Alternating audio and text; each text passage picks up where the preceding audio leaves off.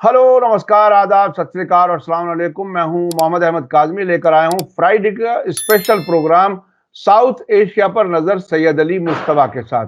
आज का ये प्रोग्राम पूरे हफ्ते की साउथ एशिया की अहम खबरें लेकर आता है और इसमें सैयद अली मुश्तबा साहब इन तमाम खबरों पर नज़र रखते हैं, जिसमें अफगानिस्तान से खबरें बहुत ही अहम, उसके अलावा पाकिस्तान और चीन और बांग्लादेश, नेपाल, इन सारे मुल्क जो हमारे पड़ोस के मुल्क हैं, इनकी खबरों पर नजर रखी जाती है और भारत के इन मुल्कों से ताल्लुकात पर भी नजर रखते हैं। आज एक और भी खबर है जो जरा हट करके है कि इजराइल अपने शहरियों को श्रीलंका से वापस बुला रहा है। वो बिन गुरियन एयरपोर्ट पर जो भीड़ है, जिन्हें फौज रोक रही है, अब वहां कौन जाएगा, ये एक बड़ा सवाल है। शायद वो फिर अगर जाएंगे तो किसी तीसरे मुल्क में ही जाएंगे। वहां आने वालों का तो सिलसिला तकरीबन रुका हुआ है। तो आज अफगानिस्तान से भी कई अहम खबरें हैं और पाकिस्तान से भी और भारत और चीन से भी। मैं सीधा चलता हूं खबरों की तरफ। सैयद अली मुश्तबा साहब, वेलकम है आपका। मीडिया स्टार वर्ल्ड के लिए आप वक्त दे देते हैं, उसके लिए बहुत बहुत शुक्रिया। अफगानिस्तान से क्या खबरें? अफगानिस्तान से बहुत ही अहम खबर, जो आईएसआईएस के खिलाफ, दाइश के खिलाफ वो कोई कार्रवाई कर रहे हैं, वो क्या कुछ है? जी, बहुत बहुत शुक्रिया काज़मी साहब। मेरे सामाइन को मेरा आदाब, सत्य श्री अकाल और सलाम वालेकुम।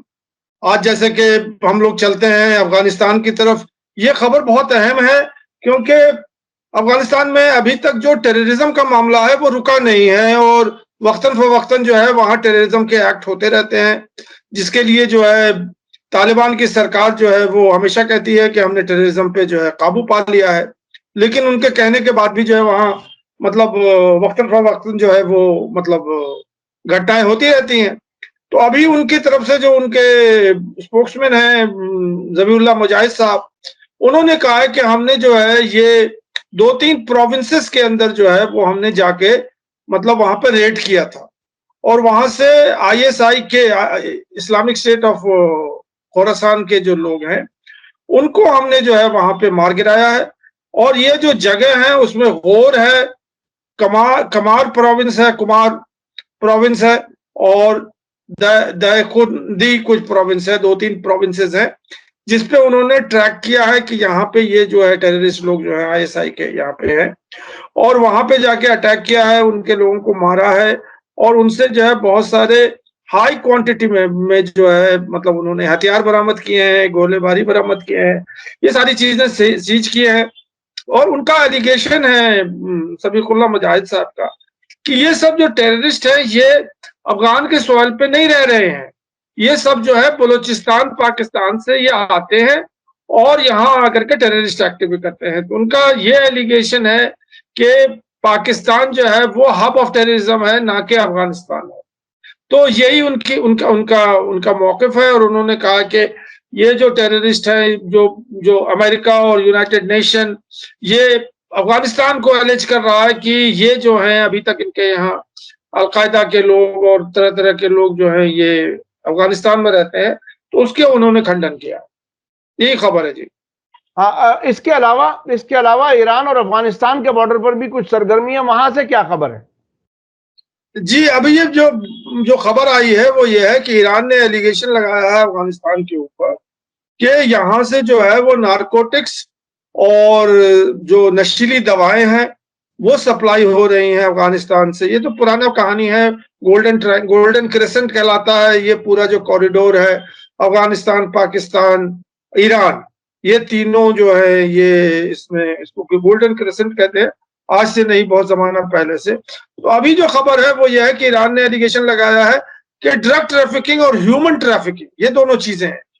ह्यूमन ट्रैफिकिंग बहुत इंपॉर्टेंट चीज है जिसको मतलब नोटिस कर लेना पड़ेगा। ये ह्यूमन ट्रैफिकिंग का मतलब होता है विमेन की ट्रैफिकिंग और इसी को वो ह्यूमन ट्रैफिकिंग करते हैं, जो कि अफगानिस्तान से जो है लोग लेके जाते हैं मतलब ईरान में। तो उसके ऊपर उन्होंने ईरानियों ने जो एलिगेशन लगाया है कि अफगानिस्तान से ये हो रहा है और वो अपनी बॉर्डर फेंसिंग कर रहे हैं, कंप्लीटली सीमेंटेड बॉर्डर फेंसिंग कर रहे हैं।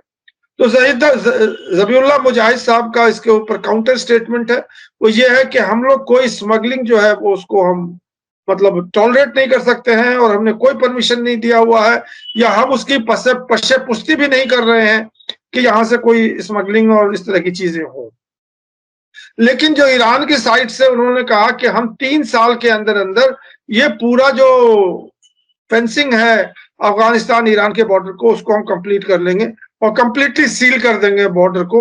और फिर उन्होंने कोई कॉरिडोर वगैरह खोलेंगे जहां से वो लोग आना जाना जो करना होता है वो करेंगे। मतलब जैसे हमारे यहाँ वाघा बॉर्डर है, इसी तरह का कोई बॉर्डर वो खोलेंगे, वो यही बात है।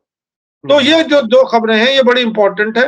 अफगानिस्तान से एक और खबर है जिसको हम लोगों को नोटिस लेना चाहिए कि कतर और इंडोनेशिया, ये दोनों जो हैं, इन्होंने आकर के इनके साथ काफी कोई डेलीगेशन आया था काबुल से, जिसमें कि ये दोनों मुल्क के नुमाइंदे थे वहां पे। तो कतर ने एजुकेशनल सपोर्ट के लिए अफगानिस्तान को हामी दिया है और कहा है कि आपके जो कुछ एजुकेशनल इंस्टीट्यूशन है उसको मतलब तामीर करने में, बनाने में, स्कूल कॉलेजेस और अदर थिंग्स में वो उसकी फंडिंग करेंगे और वो मतलब उसमें हेल्प करेंगे। इंडोनेशिया ने कमिटमेंट ये किया है कि अफगान स्टूडेंट्स को अपने मुल्क में ले जाके पढ़ाएंगे। तो ये जो है बड़ी अहम खबरें हैं इन दोनों मुल्कों की। तो ये बताता है कि तालिबान सरकार जो है वो दुनिया के ममालिक के साथ अपने कारोबार, अपनी जो उनके रिश्ते हैं वो मजबूत करते जा रहा है। यही बात, ये बड़ी बात है। इससे पहले हमारी बात हो रही थी जिसमें आपने बताया था कि 40 मुल्कों के साथ उनके एक तरह से डिप्लोमेटिक नुमाइंदे एक दूसरे मुल्कों में पहुंच चुके हैं। वो मुसलसल कोशिश कर रहे हैं कि ज़्यादा से ज़्यादा मुल्कों से राब्ता बढ़े। अच्छा, अब मैं पाकिस्तान की तरफ जाना चाहता हूं। पाकिस्तान में क्या कुछ हो रहा है? देखिए, जो जुडिशल रिफॉर्म्स के नाम पर दुनिया भर में कुछ हो रहा है, वो उसी का कुछ हिस्सा लग रहा है। क्या कुछ हुआ वहां? जजों को नकेल डालने की तैयारी है, क्या है? जी तैयारी तो अब हो चुकी है। तैयारी तो अब मतलब ये कि जो शहबाज शरीफ की गवर्नमेंट को जो करना था उसने कर लिया। पहले इसको समझने के लिए आपको थोड़ा इसका बैकग्राउंड समझना पड़ेगा कि ये 26th अमेंडमेंट जो कॉन्स्टिट्यूशनल अमेंडमेंट है, कॉन्स्टिट्यूशन संविधान में उन्होंने अमेंड किया है। तो ऐसा क्यों किया है? तो ये जाहिर सी बात है कि ये अमेरिका और जो इस्टेब्लिशमेंट है आर्मी, उनके कहने पे ये हुआ है।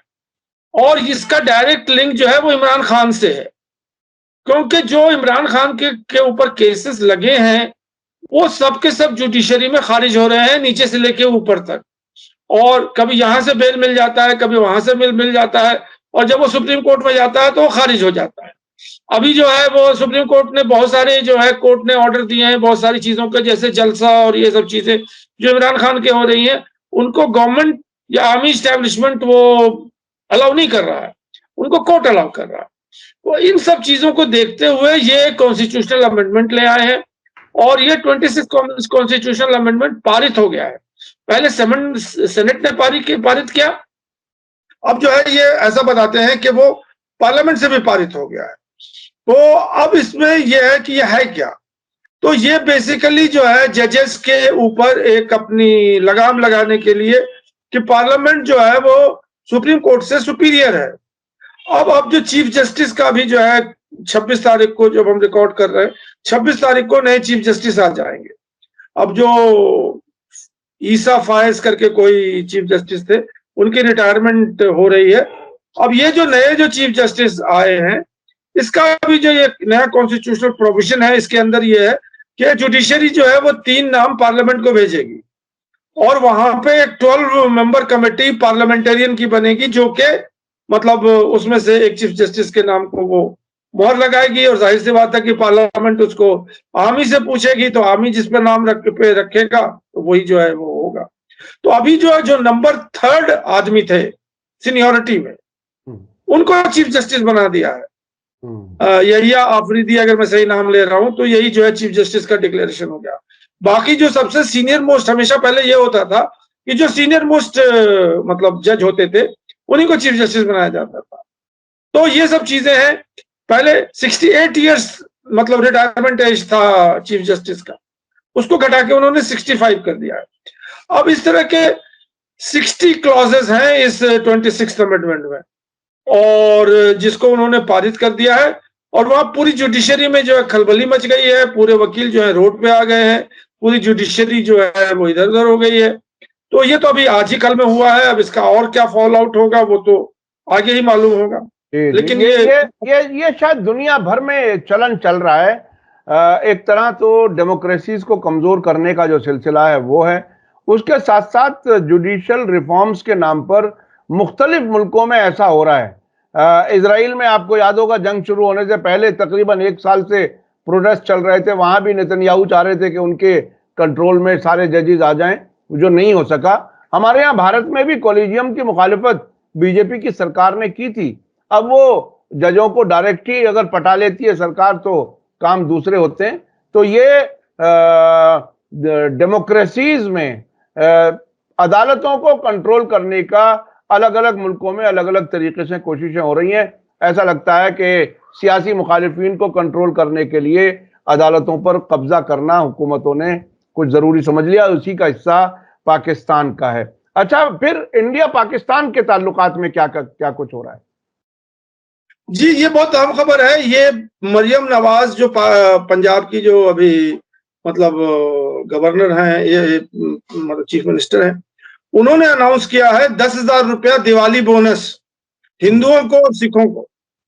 तो जितने भी हिंदू और सिख यहाँ रह रहे हैं मतलब पंजाब में, उनको गवर्नमेंट जो है 10,000 रुपया उनके घर में, उनके अकाउंट में, उनके खाते में पहुंचा देगी कि वो अच्छे से दिवाली मनाएं और अपना त्योहार जो है वो ये करें। तो ये बड़ी एक खबर है, मतलब इंडिया पाकिस्तान के हवाले से या वहां के माइनॉरिटी के हवाले से, कि वो गवर्नमेंट जो है अपनी माइनॉरिटी को कितना ख्याल रखती है। इसको इस तरह से भी देख सकते हैं कि वो उनके घर में खाने तो खा लें, थोड़ा केक तो काट लें, थोड़ा दिया तो जला लें। तो इसके लिए वो दिवाली मनाने के लिए ये खबर दे। दूसरी खबर वो भी पंजाब से आई है या पाकिस्तान और इंडिया के हवाले से आई है कि ये करतारपुर कॉरिडोर को जो है उन्होंने रिन्यू कर लिया है 5 साल के लिए। जो 2019 में ये खुला था करतारपुर कॉरिडोर, वो वहां पे गुरुद्वारा है, मतलब गुरु नानक देव जी का। तो यहाँ से इंडिया से लोग जो है डायरेक्ट जा सकते हैं और आ सकते हैं, सुबह जाएं शाम में आ जाएं। तो उसकी जो है इमरान खान के टाइम में, और उसमें नवजीत सिद्धू भी थे और क्या कहते हैं, बहुत लंबा चौड़ा उसका इनॉग्रल वो हुआ था। तो उसकी 5 साल का जो है उसका वो था, वो 5 साल खत्म हो गया। अब फिर इंडिया और पाकिस्तान ने उसको 5 साल के लिए रिन्यू कर दिया है। तो ये बड़ी खबरें हैं पाकिस्तान से।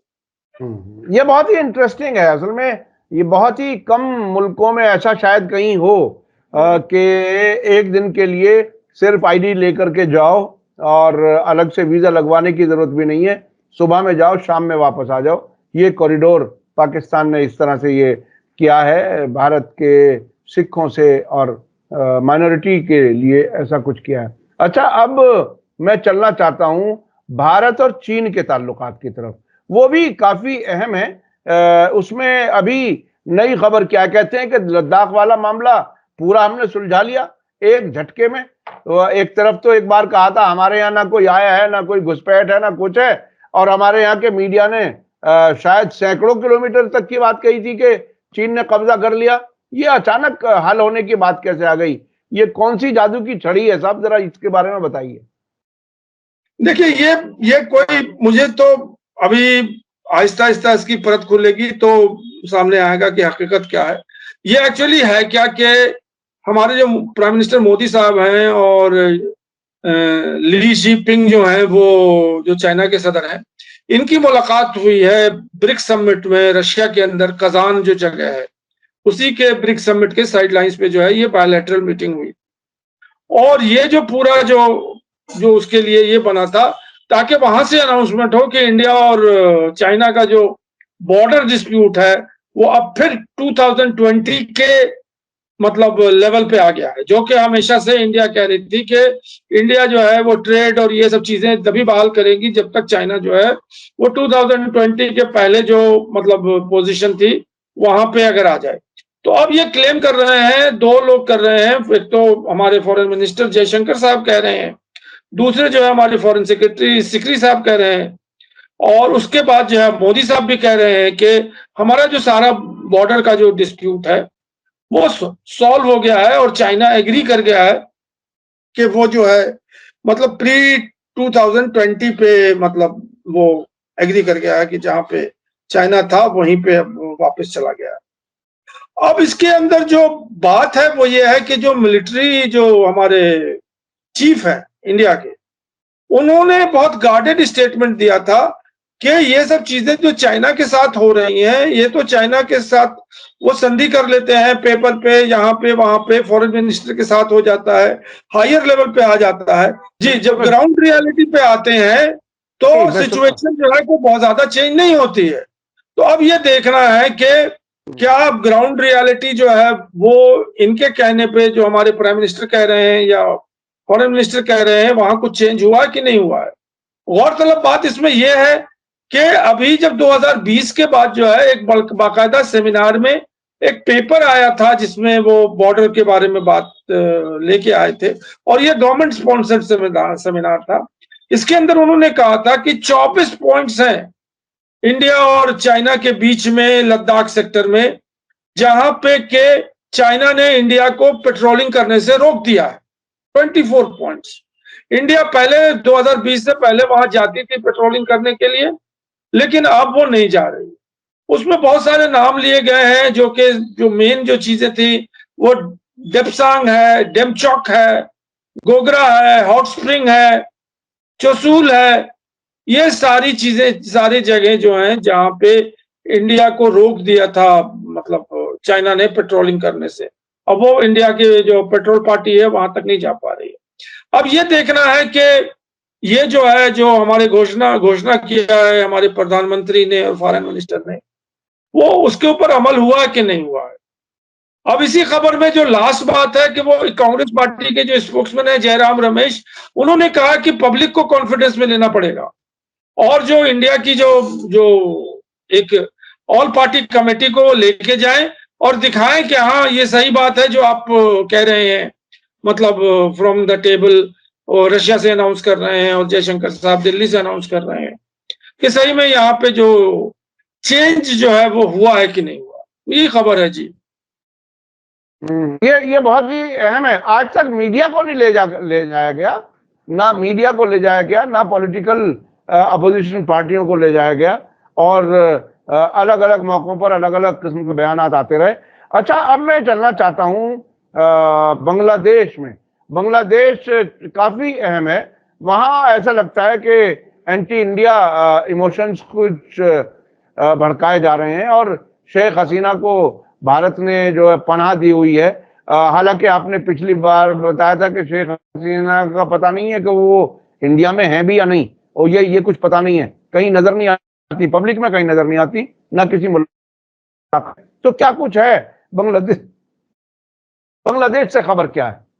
जी, बांग्लादेश से 2-3 बहुत अहम खबर है। पहली खबर तो यह है कि वहां के आर्मी ने जो है मतलब जो अभी करंट जो हेड ऑफ द आर्मी है, उन्होंने 19 अपने ही उनके आर्मी ऑफिसर को उन्होंने अरेस्ट कर लिया, और एलिगेशन उन पे लगाया है कि ये सब रॉ के एजेंट हैं, और इनका कनेक्शन जो है इन 19 लोगों का इंडिया के रॉ से है, और उनको अब पकड़ के उन्होंने जेल में बंद कर दिया है। वो दे विल बी ट्राइड, कि उनके ऊपर देशद्रोह का मुकदमा है, और वो जो है मतलब मुझे पुरानी बातें याद आ रही हैं कुछ इसमें, जो कि बहुत पहले की बात है, जबकि इंडिया ने मतलब जाहिर है कि इंडिया की तरफ से गवर्नमेंट ने तो नहीं कहा था, लेकिन अंदर से कहा था कि इंडिया के पास इतना पावर है, इतना लिवरेज है कि वो आर्मी में बगावत कर सकती है और वहां कू करा सकती है, किसी भी मतलब जो हुक्मरान है उसके अगेंस्ट में कू करा सकती है आर्मी से। और आर्मी को जो है इंडिया मतलब अपने पॉकेट में रखे हुए है अगर ऐसे कहें तो, और आर्मी के ऊपर बहुत बड़ा पकड़ है। इसकी एक और मिसाल मैं दे चाह रहा था कि जब जनरल इरशाद की हुकूमत थी वहां पे, तो अंदर की सर्किल में यह था कि इंडिया के प्लांटेड मतलब हैं वहां पे, और वो बांग्लादेश को चला रहे हैं। तो ये जो आर्मी ऑफिसर का जो अरेस्ट है, इस मतलब अगर इस कॉन्टेक्स्ट में अगर इसको आप सुने या समझे, तो उसमें कुछ सदाकत लगती है कि बहुत सारे आर्मी ऑफिसर्स हैं, ये सोल्जर्स नहीं है, ये ऑफिसर्स हैं जो कि इंडिया के और मतलब इन्फ्लुएंस में थे, उनको पकड़ा है। ये बड़ी अहम खबर है वहां से। जी और वहां अभी क्या कुछ शेख हसीना को समन भी किया गया है, ये बताते हैं। भारत से फिर मांग होगी कि आप शेख हसीना को वापस कीजिए। वहाँ जो है वो अदालतों में क्या हो रहा है? जी ट्रायल जो है कोर्ट में, तो ट्रायल चल रहा है, बल्कि एक कोर्ट ने जो है वो मांग भी किया है, जो कि अभी लोअर कोर्ट है, क्योंकि ये सब चीजें जो है ना वो तो अदालतों के बाद लोअर कोर्ट से वो हाई कोर्ट जाएगा, हाई कोर्ट से सुप्रीम कोर्ट जाएगा, तब वो मामला जाकर के वहां पे अटकेगा और फिर जो है वो, लेकिन लोअर कोर्ट ने जो है डिमांड कर दिया है कि वारंट इशू कर दिया है कि आप जो है शेख हसीना को प्रोड्यूस कीजिए कोर्ट में और उनकी सफाई के लिए वो बात करें। तो कहने का मतलब है कि एक कवायद वहां शेख हसीना को पेश करने की चल गई है वहां पे, और ये जैसे जैसे वक्त गुजरता जाएगा और कोर्ट की तारीख जो है वो मतलब ये होगी और वो जो केस जो है वो आगे बढ़ेगा, तो आज नहीं तो कल ये होना ही है कि वहां की जो कोर्ट है वो शेख हसीना वाजिद को सम्मन करेगी।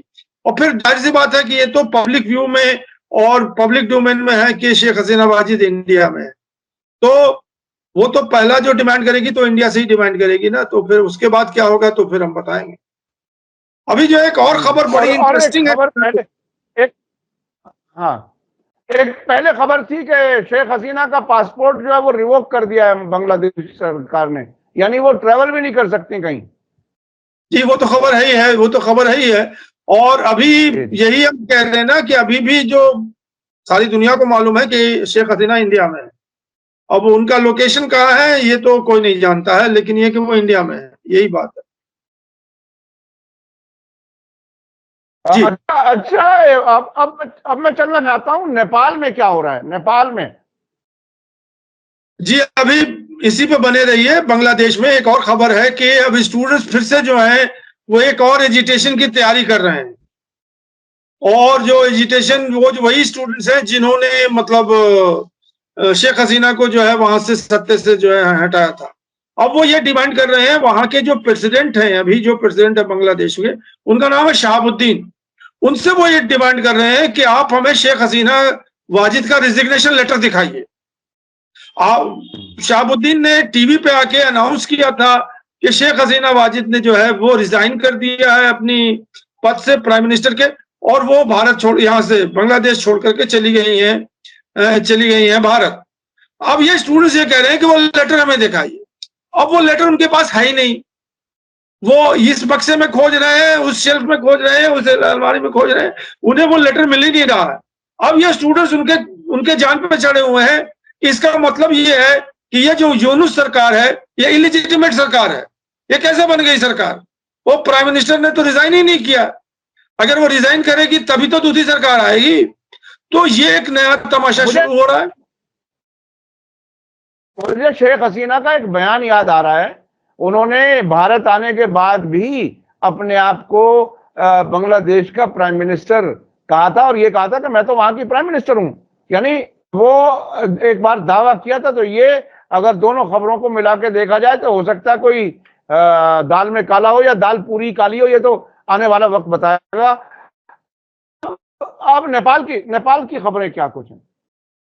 जी नेपाल से दो खबरें हैं। एक तो जो वहां के प्रधानमंत्री हैं केपी शर्मा ओली, उन्होंने बयान दिया है कि नेपाल का सॉयल और नेपाल की जो धरती है वो एंटी चाइना की एक्टिविटी यहां हम होने नहीं देंगे।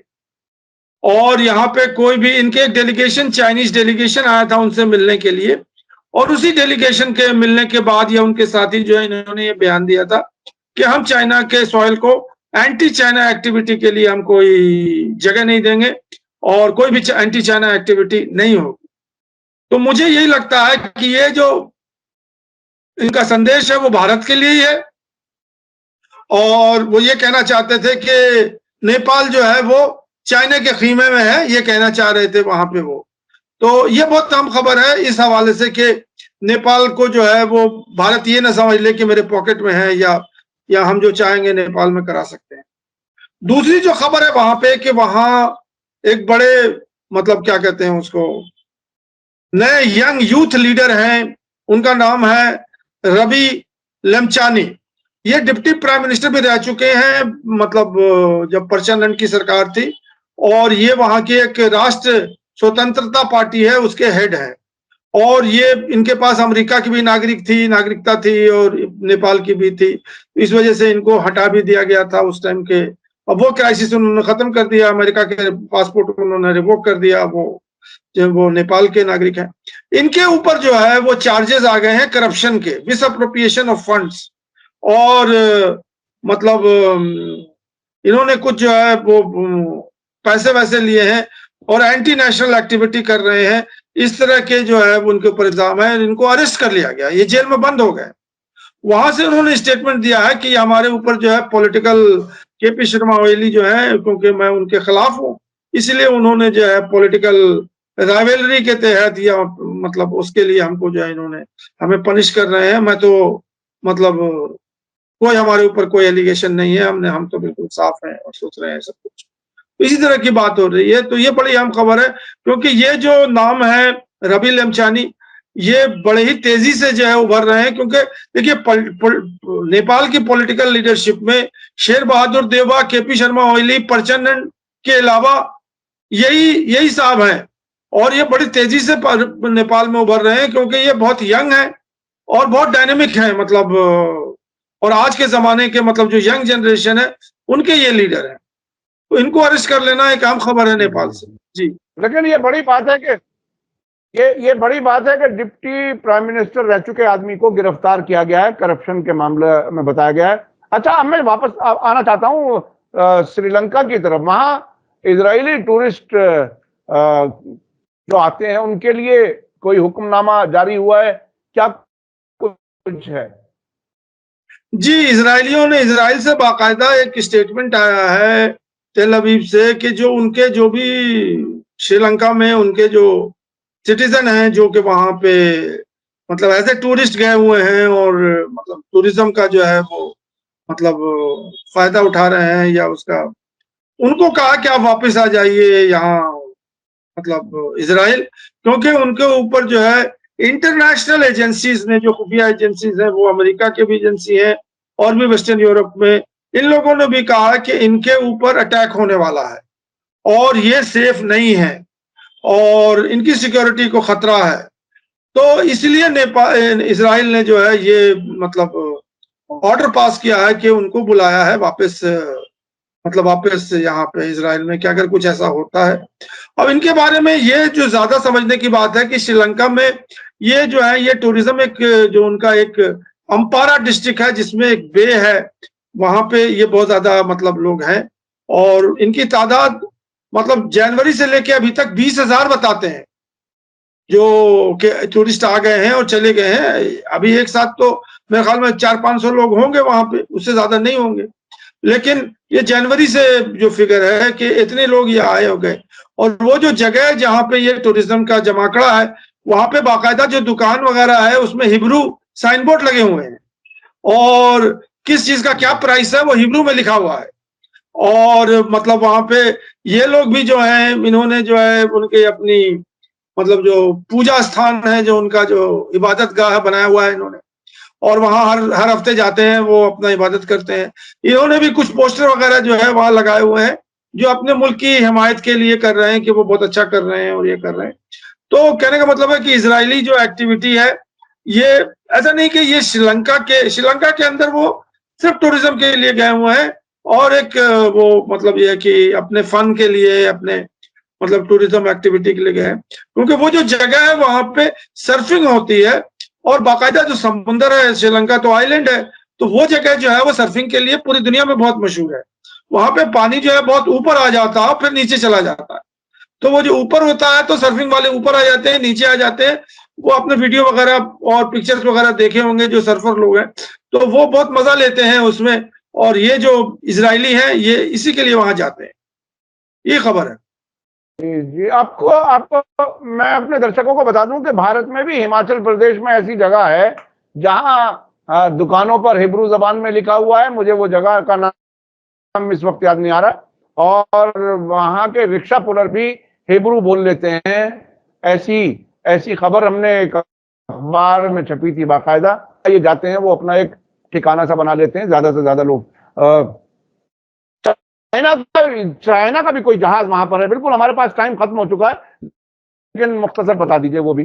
चाइना श्रीलंका में नहीं, चाइना का जहाज नहीं, वो इंडिया का जहाज है। उसका नाम है INS कल्पनी, जो कि कोलंबो पोर्ट में जाकर के डॉक कर गया है। ये वॉर मतलब का जहाज है, और ये अभी शायद इसका रिस्पांस जो है, क्योंकि चाइनीज शिप वहां पे आ रहे हैं, उसी के रिस्पांस में जो है इंडिया ने अपने शिप भेजी है।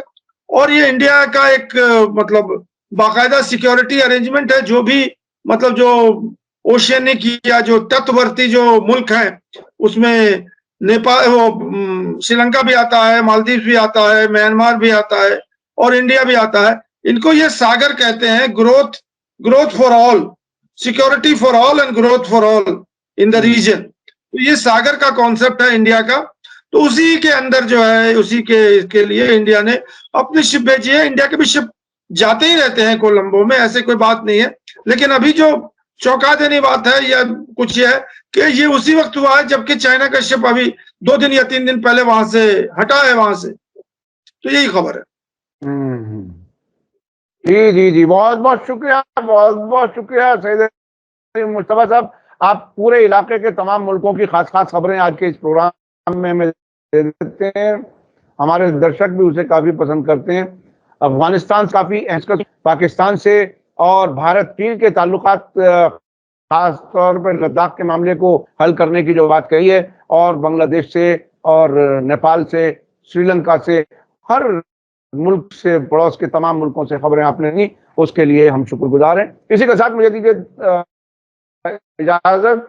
धन्यवाद, शुक्रिया, जय भारत, जय हिंद। मीडिया स्टार वर्ल्ड के और वीडियो देखने के लिए हमारे चैनल को सब्सक्राइब करें और सीधे नोटिफिकेशन पाने के लिए बेल आइकन दबाएं। और अगर हमारी खबर सच्ची और अच्छी लगे तो अपने व्हाट्सएप, इंस्टाग्राम, फेसबुक और ट्विटर अकाउंट पर जरूर शेयर करें।